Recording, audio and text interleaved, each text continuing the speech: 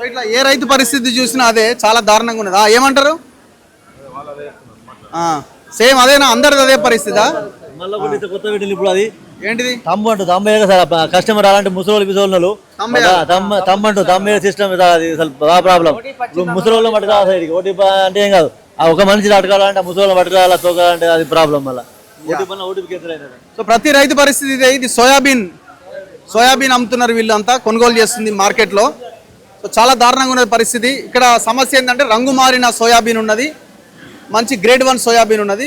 దానికి ఎలాంటి ఇబ్బంది లేదు. దానికి కూడా రకరకాల కొర్రీలు పెడుతున్నారు. ఇక రంగు మారితే రిజెక్ట్ చేసి పడేస్తున్నారు. ఇప్పుడు ఇది రంగు మారింది, ఇందాక మనం చూసింది.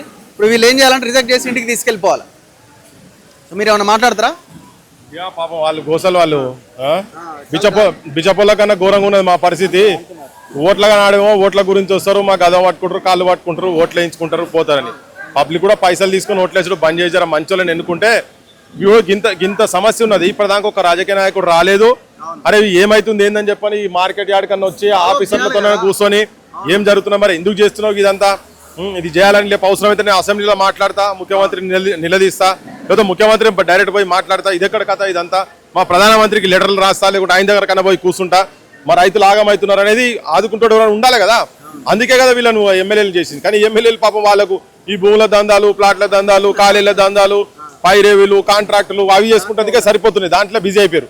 ఇప్పుడు మనం ఇంతసేపు అయింది, ఇంతమంది దాదాపు మనం ఎక్కడ చూసినా కొన్ని వేల మంది ఉన్నారు.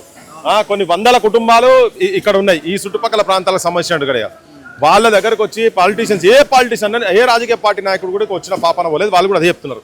సో పాలిటీషియన్స్ ఇమీడియట్గా ఇటువంటి వాటిని తీసుకోవాలి. ప్రజలు కూడా కొద్దిగా చైతన్యవంతులై రానున్న గ్రామ పంచాయతీ ఎలక్షన్స్లో నిజాయితీ పరులను పార్టీకి సంబంధం లేకుండా ప్రజాసేవ చేసేటువంటి ఆలోచన ఉన్నటువంటి వాళ్ళకు ఓట్లేసి గెలిపించుకుంటే కనీసం 10 మంది సర్పంచ్లు వచ్చే గేట్ల కాడ నిలబడ్డా కానీ అది ఒక ఇష్యూ అవుతుంది. 100 మంది కూర్చొని ఇక్కడ కూర్చుంటే ఒక ఇష్యూ అవుతుంది. లోకల్ లీడర్లకు ఇంతకంటే గొప్ప పని ఏముంటుందండి? నాకు అర్థం కాదు. ఇంతకంటే పెద్ద పని ఏముంది? వాళ్ళు వచ్చి ఇక్కడ కూర్చోవాలా, ఎవ్రీ డే ఒక 2 గంటల సమయం కేటాయించాలా. నియోజకవర్గంలోనే కదా ఉండాల్సింది. రాజకీయ నాయకులకు ప్రజలు అంటే అమ్ముడు పోయే సరుకు కాడికి డిసైడ్ అయి ఉన్నారు. నువ్వు ఏ రంగం చూసినా ఇట్లే ఉన్నది. చదువు అట్నే ఉన్నది, వైద్యం అట్నే ఉన్నది, నిరుద్యోగం అట్నే ఉన్నది, ఏ సమస్య చూసినా అట్లనే ఉన్నది. మహిళలను కోటీశ్వరులు చేశాను బయటనే పెద్ద పెద్ద మాటలు మాట్లాడతారు. ఒక మహిళ ఇంకా ఊడ్చుకునే కాడనే ఉన్నారు. అది కూడా ఏంటంటే ఒక నమ్మకాలు అపనమ్మకంతో కూడినటువంటి జీవితాలతోటి. నేను అడిగినా మరి ఎందుకు చేస్తారు మీరు వ్యవసాయం అంటే, మరి ఏం చేయాలి సార్, మాకు వేరే చేసేది కూడా ఏం లేదు కదా, ఇంత కథ భువనైనా తినాలి కదా మాకని.